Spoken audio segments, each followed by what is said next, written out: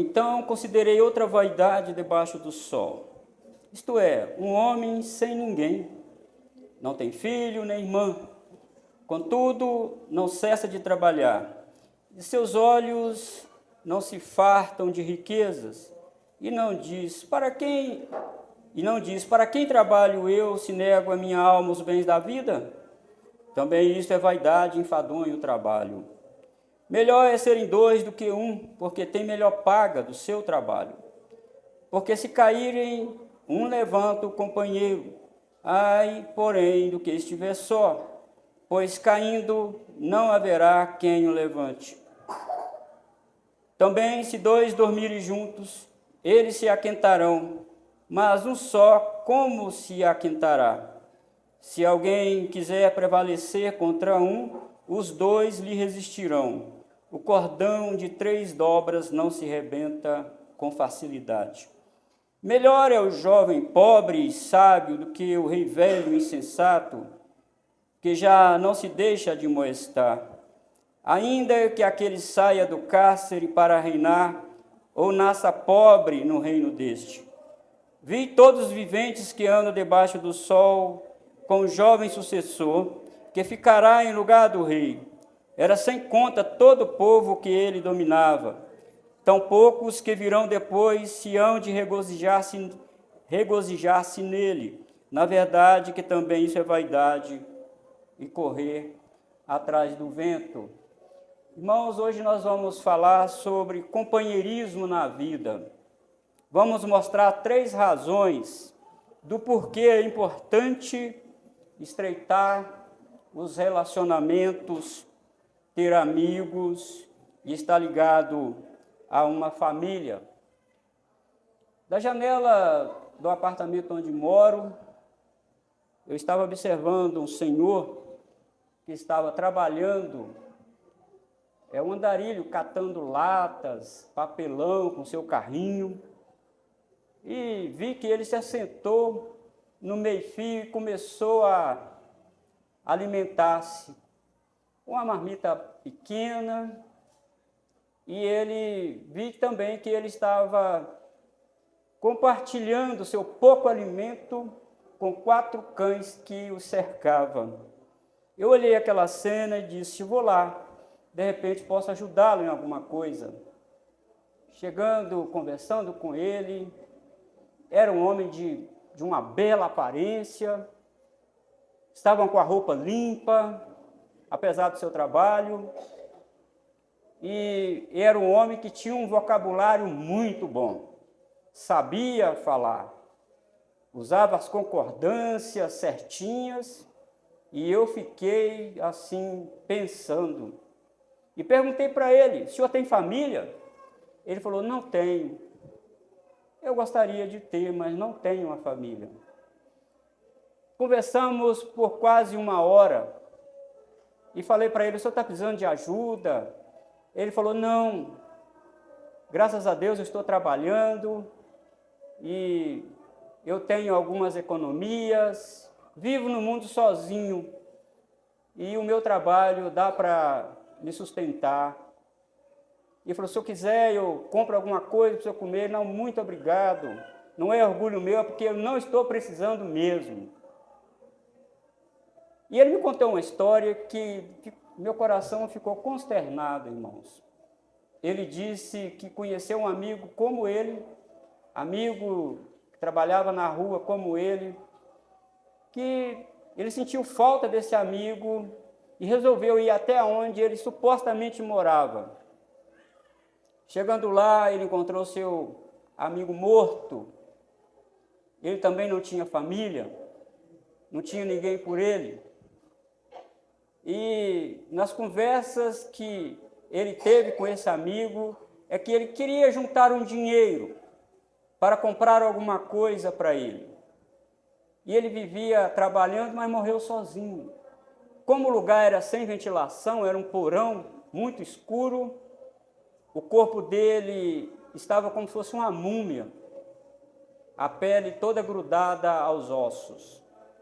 Foi contatado alguém, a família dele, e encontraram lá 40 mil reais debaixo do colchão. um homem sozinho. O irmão dele pegou o dinheiro e foi embora. O irmão que não acompanhava, não tinha relacionamentos familiares com ele. Este homem tinha um propósito na vida, trabalhar para comprar alguma coisa que eu não fiquei sabendo. Meus irmãos, a vida é dolorosa, a vida é penosa. Eclesiastes fala de um enfadonho trabalho. E hoje, na nossa proposição, nós temos aqui, para vencer as agruras da vida, precisamos estabelecer relacionamentos. E esse texto nos dá 3 razões para estabelecermos relacionamento. Por que nós precisamos estabelecer relacionamentos?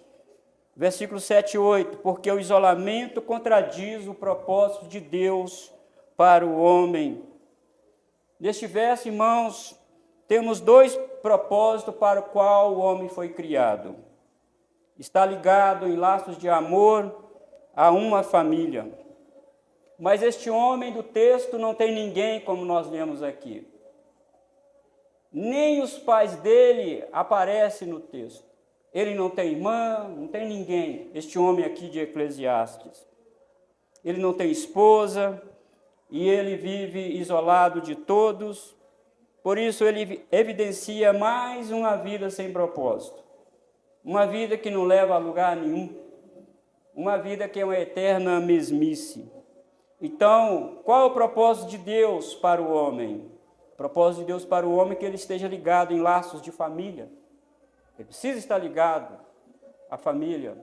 Deus não fez o homem para viver isolado. Às vezes nós falamos, eu não tenho muito contato com a minha família, porque você não conhece, pastor, a minha família. Por mais ruim que ela seja, ela é melhor do que você estar distante dela. E o outro propósito é aquilo que o pregador vem falando, irmãos, até aqui. Precisamos trabalhar muito, e muito. Mas nós precisamos usufruir dos frutos do nosso trabalho, do resultado do nosso trabalho. Ele fala isso, ele vem falando isso, vai falar isso de novo. Nós vamos deparar com Eclesiastes falando de novo sobre isso. Eu li uma história de um americano, um empresário americano bem sucedido, muito sucedido nos seus negócios. Ele saía antes do pôr do sol para a sua empresa e voltava às 9 horas da noite, todo dia, até o domingo ele trabalhava. E o que aconteceu com esse empresário? Ele foi vítima de uma trombose coronária e ele morreu. O ministrante fúnebre dirigiu-se à esposa desse empresário e falou: olha, eu sei que a senhora vai sentir muita falta dele. Ela disse: não, eu já sentia falta dele quando ele estava vivo. Este homem é o homem de Eclesiastes aqui. Tem ninguém. Parece que ele vivia para si mesmo, não se importava com ninguém. E quando o homem age assim, entra por este caminho, ele está fora do propósito para o qual Deus o criou. Deus nos criou, irmãos, para estabelecer relacionamentos, para viver em relacionamento uns com os outros. Mas o maior relacionamento que a palavra de Deus diz é o nosso relacionamento com Deus. O nosso relacionamento com as pessoas falam muito sobre o nosso relacionamento com Deus. Nós convivemos em comunidade na igreja, a maneira que vivemos dentro da igreja, os nossos relacionamentos dentro da igreja, a presença dos cultos na igreja, o semblante alegre, sempre alegre, manifesta o nível de relacionamento que nós temos com Deus. Não tem jeito. Se o nosso relacionamento com Deus estiver mal, o nosso relacionamento também aqui está mal. E aquelas pessoas que afastam da maior família da terra, a família mais poderosa da terra, que é a igreja. Oh, lamentável que é isso. Muito lamentável isso, as pessoas se afastarem da comunidade fraterna de Deus.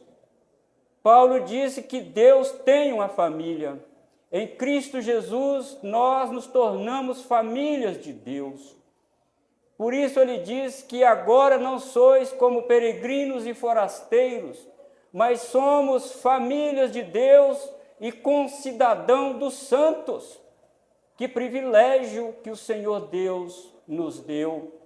E esse relacionamento aqui, irmãos, na horizontal, é o reflexo do nosso relacionamento na vertical com Deus. Por isso o apóstolo João disse que nós provamos que amamos a Deus quando nós amamos os irmãos. Não tem jeito de dizer eu amo a Deus se não amo os irmãos. Ficar longe da comunidade santa é um perigo, é perigoso. Está dizendo a alto e bom tom que o seu relacionamento não está bem com Deus. Visitei uma pessoa há muito tempo e perguntei para ela, como está a sua vida com Deus? Eu estou bem, mas eu não estou vendo você na igreja. Ela falou, não, mas eu estou bem, não precisa estar na igreja para estar bem com Deus. Eu falei assim, a Escritura diz o contrário. A Escritura diz o contrário. Para você estar bem com Deus, você está bem com a igreja dele, com os irmãos de Jesus. Nós somos irmãos de Jesus. Se você não está bem com os irmãos de Jesus, você não está bem com o Pai de Jesus. Não tem jeito. Isso é um grande engodo de Satanás. Por isso, irmãos, nós precisamos fazer a pergunta aqui no versículo 8, no final do versículo 8. Para quem trabalho eu? Irmãos, nós não trabalhamos para nós mesmos. Todo o nosso trabalho, se estiver amparado pelo código de ética do reino de Deus, é um trabalho para Deus. Este é um trabalho, sim, para Deus. E nós precisamos entender que Deus é o dono de tudo. E quando trabalhamos para Deus, nós estamos dizendo que Ele é o nosso chefe maior. Ele é o patrão maior. Ele é o patrão universal. E quando o seu trabalho é digno, é de boa fama, é honesto, como diz Paulo em Filipenses capítulo 4, versículo 8, não é? Puro. Ele está amparado pelo código de ética do reino de Deus, o seu trabalho também é para Deus. Mas mesmo o trabalho para Deus está interligado com o relacionamento que temos que ter com os filhos de Deus. Então, por isso, irmãos, que no versículo 7 e 8, isso contradiz o propósito de Deus para o homem, versículo 8. Esse homem trabalhava demais. Para quem trabalho eu? É uma pergunta que eu e você devemos fazer. Para quem trabalho eu? E o segundo, versículo 9 a 12. Por que precisamos estabelecer relacionamentos?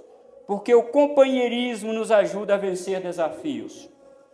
Se estivermos juntos é melhor. Se estivermos unidos é melhor. Nossas atividades ficam mais suaves e menos hostis se estivermos alguém ao nosso lado, diz o verso 9. Melhor é serem dois do que um, porque tem melhor paga do seu trabalho. Olha para você, minha irmã, dona de casa, eu quero dizer para você. Se o seu marido te ajuda a lavar a louça, a limpar o chão, a olhar as crianças, fica bem mais suave. Muito suave, não é? Se ele ajuda a fazer isso. Mas se ele não ajuda a fazer isso, o seu trabalho fica muito pesado, você fica nervosa, cansa demais, não tem ânimo nem para vir à igreja, né? E o marido acha que estou trabalhando, pondo alimento em casa, que a esposa se vira. Aqui diz o contrário. Tem melhor paga se o trabalho for feito por dois. Tem melhor paga, fica mais leve, fica mais suave, não é verdade? Fica muito mais suave. Meus irmãos, e o Eclesiastes, o Correlite, vai nos mostrar aqui, irmãos, 3 obstáculos na nossa caminhada. 3. Tem muitos obstáculos, mas ele vai falar de 3 apenas. Veja o versículo 10. Porque se caírem, um levanta o companheiro. Ai, porém, do que estiver só, pois caindo não haverá quem o levante. O Corrélio está falando de um viajante pelas estradas afora. E o caminho do viajante tem buraco. O mato tapou o buraco. Ele faz um atalho e quando ele vê, ele cai num buraco. E aqui não é um buraco qualquer, uma fossa qualquer. Porque ele não consegue sair de lá sozinho. Por ele fala, ai daquele que estiver sozinho se cair aí. Queridos irmãos, há muitas surpresas na nossa caminhada cristã. Há muitos obstáculos na nossa caminhada cristã. Tem buraco, sim senhor, sim senhora. Nós também estamos caminhando para Jerusalém celestial. Nós somos peregrinos e precisamos, sim senhor, sim senhora, estarmos juntos. Porque se um cair, o outro levanta. Mas ai daquele que estiver só. Coitado, porque a queda talvez fraturou, algum osso. Não tem jeito dele sair dali. Mas se tiver 2, sim, é melhor. Agora, irmãos, pensa, por que nós caímos? Porque é possível a queda. Podemos, irmãos, cair, sim, por consequência de várias coisas. Às vezes, as provações da vida nos lançam no chão. Às vezes, alguém nos empurra, nos dá um soco no nosso ânimo, nos deixa para baixo. Há muitas maneiras de cairmos, sim, mas às vezes tropeçamos em nossos próprios devaneios, na nossa própria arrogância, na nossa própria presunção, porque achamos que podemos caminhar a caminhada da fé sozinhos e desanimamos. Às vezes tropeçamos na arrogância. Corrélio sempre fala do soberbo. Ele vai falar aqui de um rei soberbo. Então, há muitas maneiras, irmãos, de cairmos. E ele está falando de um viajante na Palestina que caiu dentro de um buraco. E se ele estiver só, ele vai ficar lá e vai morrer lá. Mas se tiver 2, o outro vai dar um jeito de tirar ele de lá. Você acha que você vive a vida cristã sozinho? Vive não. Você acha que você vive a vida de fé isolado do seu irmão? Vive não. Você precisa do seu irmão. Nós precisamos um dos outros. Mas agora tem outro obstáculo aqui no versículo 11, não é verdade? Nós, irmãos, enfrentamos desconforto na vida. Também, se 2 dormirem juntos, eles se aquentarão, mas um só, como se aquentará? Ele está falando de novo de um viajante da Palestina. Na Palestina, de dia era um calor descomunal.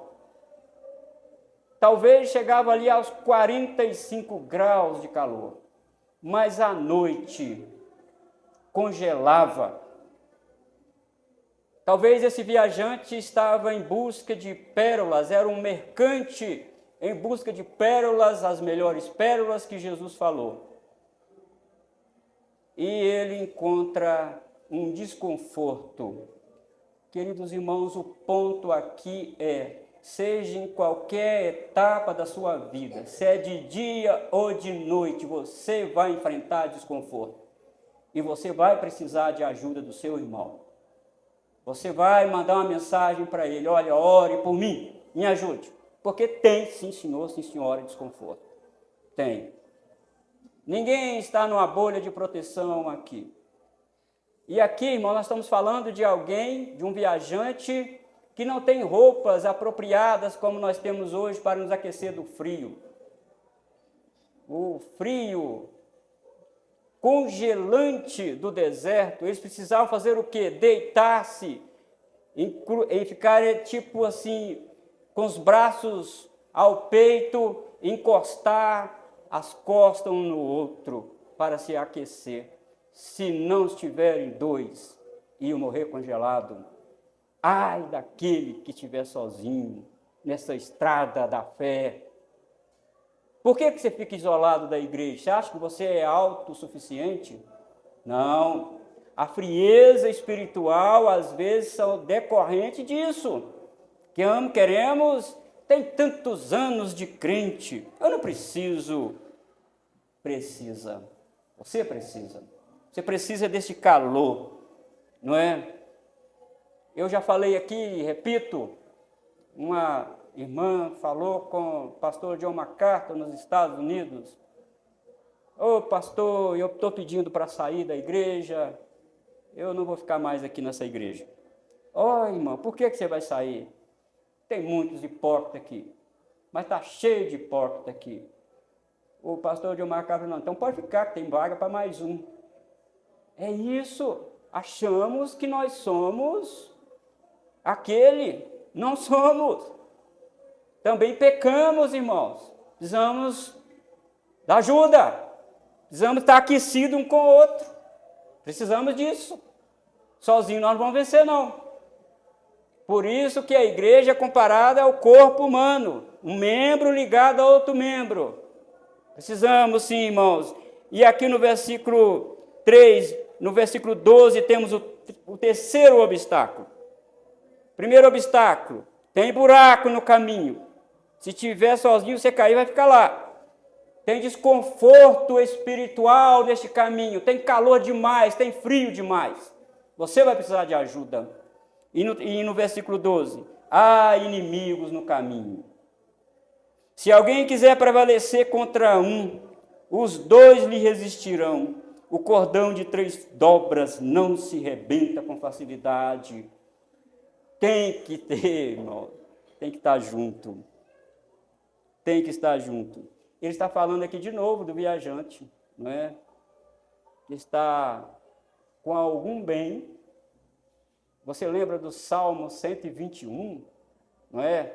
Do Salmo 120 ao 134, nós pregamos esses salmos aqui, sobre a peregrinação do povo de Israel para levar os dízimos a Jerusalém. Eles levavam ouro, levavam prata, bronze, animais, levavam sementes para adorar ao Senhor lá em Jerusalém.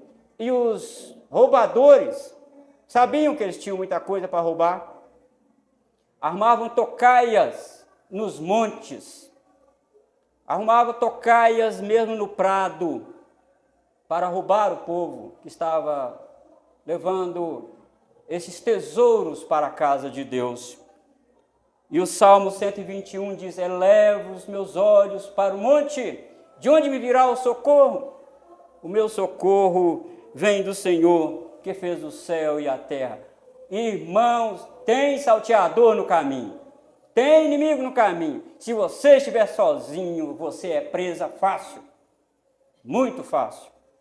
Mas se você tiver com 2, e agora ele aumenta mais 1, 3, um cordão de 3 dobras não arrebenta fácil. Se você tiver mais alguém, o bandido não vai te pegar. Não vai. E aqui, irmãos, ele mostra de novo o relacionamento estreito que devemos ter no companheirismo um com o outro. Orar uns com os outros, suportar uns aos outros, perdoar uns aos outros, ser uns com os outros benignos, não é isso? Uns aos outros e uns aos outros. Sempre a palavra de Deus está falando isso. Sempre sozinho, nessa estrada da fé, nós vamos sucumbir. Vamos passar por problemas demais. Sozinho nós não vamos aguentar. Sozinhos seremos, irmãos, vencidos. Mas se tivermos, irmãos, 2, 3, é mais fácil. E ele está falando que nós vencemos o inimigo com união de forças. Precisamos unir forças. Sabe o seu problema que você vence na sua casa, na sua família? Vem para a oração para você ver. Aqui nós unimos as nossas Nosso pedido com os outros, nós oramos. Eu não sei vocês, mas eu saio daqui revigorado quando eu sento perto de alguém e oro. Ô, meu irmão, ora por mim também. Ora pela família do pastor. Ore por mim. Que coisa boa, irmão, nós ajoelharmos um perto do outro e orar. Ó, Senhor, e fique sabendo que Deus atende às nossas orações. Fique sabendo disso. Temos que orar, irmão. Temos que buscar a Deus.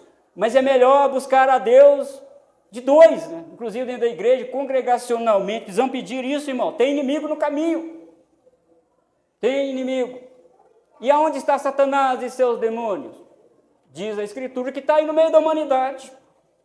Hoje nós vimos na escola bíblica dominical que ele tem, inclusive, acesso à mente das pessoas.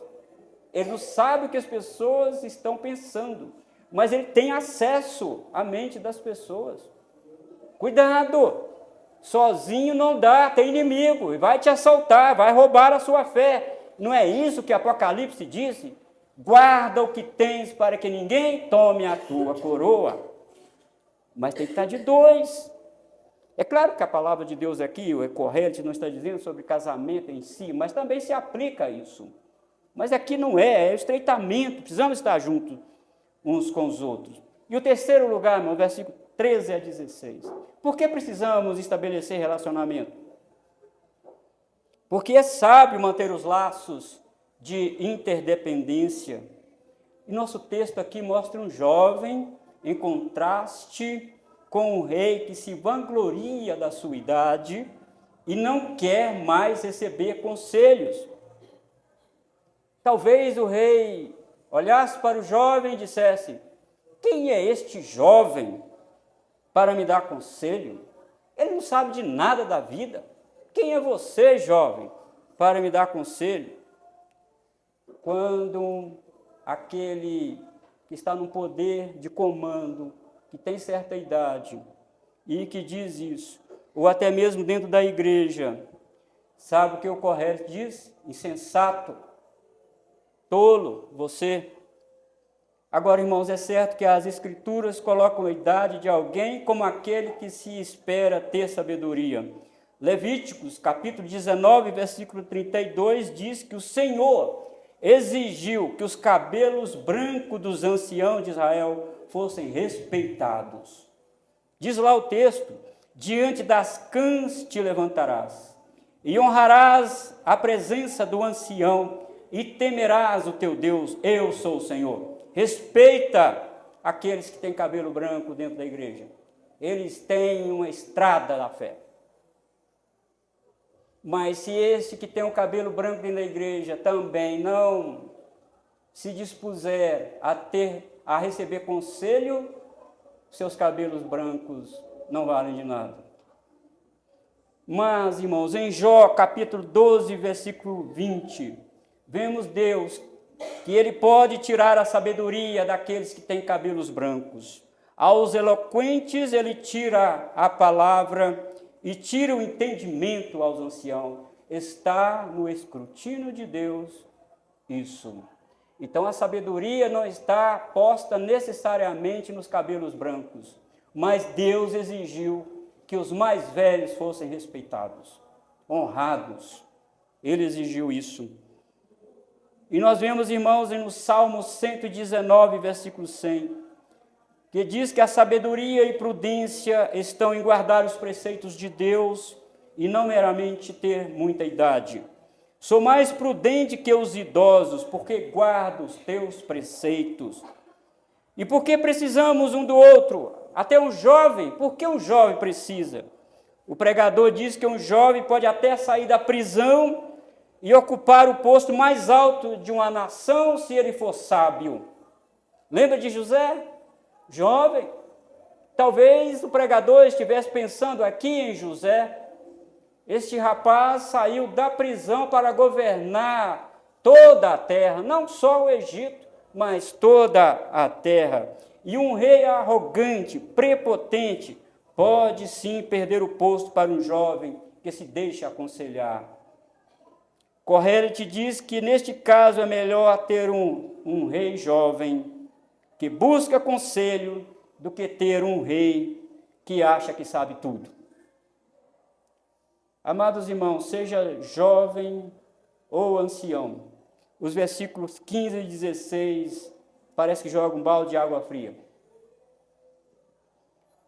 Ele diz, esses versículos dizem que o poder e a fama passam. Passam. Aquele jovem que ficou no lugar do rei. Veja o versículo 15. Vi todos os viventes que andam debaixo do sol, com o jovem sucessor, que ficará em lugar do rei. Esse jovem diz, eu peguei o posto de rei. Eu deixei me aconselhar. Eu peguei o posto do rei. Mas sabe o que vai acontecer com esse jovem? Ele também vai ficar velho. Vai ficar velho. Por isso nós temos no verso 16, era sem conta todo o povo que ele dominava. Tão poucos que virão depois se hão de regozijar-se nele. Na verdade que também isso é vaidade e correr atrás do vento. A fama e o poder passam. É por isso que precisamos um do outro. É por isso que precisamos estreitar os nossos relacionamentos. Você lembra qual era o relacionamento da multidão com Jesus? Jesus ensinava, Jesus expulsava demônios, Jesus ressuscitava mortos, multiplicava pães e peixes. E a multidão, 5.000 no mínimo, acompanhava Jesus. Chegou uma época que essa multidão estava em êxtase por causa de Jesus. Todos queriam tocar em Jesus. Onde Jesus está? Vamos lá. Diz a Escritura que Jesus ensinava como quem tem autoridade e não como os escribas. Isso chamava a atenção da multidão. Aquele olhar meigo, amoroso de Jesus. O poder que ele tinha. De uma palavra mandar os demônios saírem. Isso a multidão aglutinava ao redor de Jesus. Chegou um momento que eles entraram em êxtase. Hosana nas alturas, bendito que vem em nome do Senhor. Fizeram tipo um corredor verde para Jesus passar, com palmas. Hoje nós chamamos de tapete vermelho, para Jesus entrar em Jerusalém. Hosana nas maiores alturas, bendito que vem em nome do Senhor. Extasiado com a presença de Jesus entrando em Jerusalém. Mas você lembra o que aconteceu? Jesus foi endurecendo o discurso. Esse texto que nós lemos aqui, Jesus foi endurecendo o discurso. Aquele que não comer da minha carne e não beber o meu sangue não tem vida. Quem comer a minha carne e beber o meu sangue tem a vida eterna e eu ressuscitarei no último dia. Todo mundo estava ali aglutinado e Jesus foi endurecendo o discurso. E Jesus certa vez falou, eu sei porque vocês estão me acompanhando. Eu sei porque vocês estão me seguindo. É porque eu estou multiplicando pães e peixes. É por causa disso que vocês estão me seguindo. E foram saindo. E foram embora. Ficaram, até os discípulos foram embora. Deixaram Jesus. Sabe o que mais tarde aconteceu? Aquela multidão que aclamou Jesus, bendito que vem em nome do Senhor, eles disseram, crucifica-o, mata este homem, não quero mais ele entre nós, mata este homem, não queremos mais ele aqui. Os samaritanos, inclusive, expulsaram Jesus de lá, não quiseram Jesus lá. E o Correte diz, olha, as vontades do povo mudam. Não coloca o seu coração no poder. Busca conselho. Busca relacionamento. Busca conselho. Meus irmãos, por um lado, os jovens da igreja devem entender que mesmo sendo de pouca idade, vocês podem fazer um trabalho maravilhoso no reino de Deus. Eu vou dar exemplo aqui da minha turma de seminário. Tenho 2 jovens pastores, bastante novinhos mesmo, muito novos eles. E eu com a minha cabeça mais, digamos, mais amadurecida de como que esses jovens vão fazer para pastorear uma igreja cheia de problemas. Isso aqui é o homem que está analisando essa segunda ótica humana, né? Esses rapazes, estou acompanhando o trabalho deles. Inclusive, nós temos ainda grupo que nós fizemos no seminário. Quando um tem um problema para resolver na igreja, um manda mensagem lá no grupo: olha, eu estou com esse problema aqui, quem sabe, quem pode me dar conselho? E nós fazemos, irmãos, uma corrente de conselho. E eu vi que esses jovens abaixaram a cabeça e pediram conselho para aqueles que eram mais velhos. E não é à toa que Deus está prosperando o trabalho dele nas igrejas. O jovem pode sim fazer um grande trabalho na obra de Deus. Talvez eles tenham agora 23 anos de idade, bastante jovem. Um está pastoreando uma igreja de quase 400 membros, muito grande, muitos problemas, mas sempre está se reportando ao grupo: ajude-me neste problema. O que eu devo fazer? Irmãos, é assim que a nossa vida cristã funciona. É desse jeito. O que está acontecendo com os jovens da igreja? Estão se afastando daqueles que são mais velhos. Estão tentando viver a vida sozinho, tentando resolver os seus problemas sozinho. Isso não dá certo. Não dá certo. Ao invés desses jovens procurarem aquelas pessoas que já têm uma estrada na fé, não, se isolam, acham que são autossuficientes, não são. E esse texto aqui está dizendo a importância e a bênção do companheirismo, de nós estarmos juntos. Por outro lado, irmãos, os mais velhos devem estar aptos para ajudar os mais jovens, principalmente seminaristas e pastores recém-formados. Oh, meus caros presbíteros que estão aqui nessa noite, principalmente você que tem uma estrada longa, não é? Conversa com seminaristas. Nós temos 2 na nossa igreja, né? Conversa com eles. De repente, eles precisam de uma orientação. Pastores recém-formados, eles precisam de uma orientação. Um conselho, quando é sábio, é formado por jovens e pessoas também experientes. Que coisa maravilhosa é para a igreja isso. Que coisa maravilhosa o Senhor nos dá. E não cabe, irmão, na obra do Senhor a presunção, a prepotência, a arrogância. E não importa a idade, tendo sempre em mente que não estamos fixos num lugar, porque sempre haverá outro que vai nos substituir. Daqui uns tempos, pastor João Batista não está mais aqui, mas outro virá no meu lugar. E aqui o Correio te diz, a sucessão. A vida, ela é repleta de sucessões intermináveis. É por isso que precisamos estar ligados um com o outro, pedindo ajuda um com o outro. Que o Senhor, irmãos, nos ajude a enfrentar os grandes desafios e agruras debaixo do sol. Sempre na interdependência um do outro. Lembra do que Jesus falou em João capítulo 15? Sem mim nada podeis fazer. É isso, irmãos. Que Deus nos ajude. Que Deus nos abençoe.